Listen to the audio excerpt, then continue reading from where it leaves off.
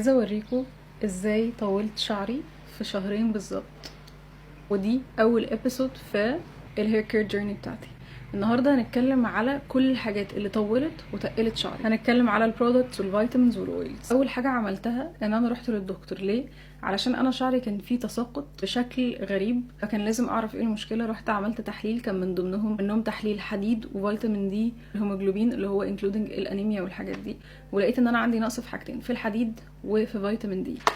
فابتديت اخد الاثنين دول الحاجتين اللي لازم تحت اشراف الدكتور. بيروجلوبين او مش عارفه بيتنطق ازاي، فيتامين دي لازم عشان يمتص تاخدوا معايا فيتامين سي. تاني حاجه في الفيتامينز، وده مش لازم استشاره الدكتور، وهو الايفي بيرز. تاني علبه بالنسبه لي في بديل مصري نازل السوق قريب قوي، هبقى اكلمكم عنه واعمل لكم فيديو عنه سيبريت. هو مش بيأثر على الليزر خالص. بالنسبه لي اهم حاجه في الروتين هو كابيكسي. بيكسي من الحاجات اللي فعلا فعلا فعلا فرقت في تساقط شعري. معنى ان انا مستمره على البرودكت ده بقالي شهرين، هو فعلا كويس قوي ومش بيلزق الشعر وفعلا بيعمل نتيجه كويسه قوي. اخر حاجه هتكلم عليها وهوريكم انا بستخدم ايه برضو دلوقتي، هو الاويل بتاع افيل. ده روزماري اويل، بس روزماري اويل بتاعهم حلو قوي، مش تقيل، بيطلع من الشعر. بستخدمه مره او مرتين في الاسبوع وبسيبه ساعتين، بعد كده بغسله كويس قوي قوي قوي من شعري. انا بقى بالنسبه لي من فيفلين، هو لسه نازل جديد، جروفي جراث، من الحاجات اللي انا ابتديت استخدمها لان هو اويل بس it's very easy to use. بس بتستخدموا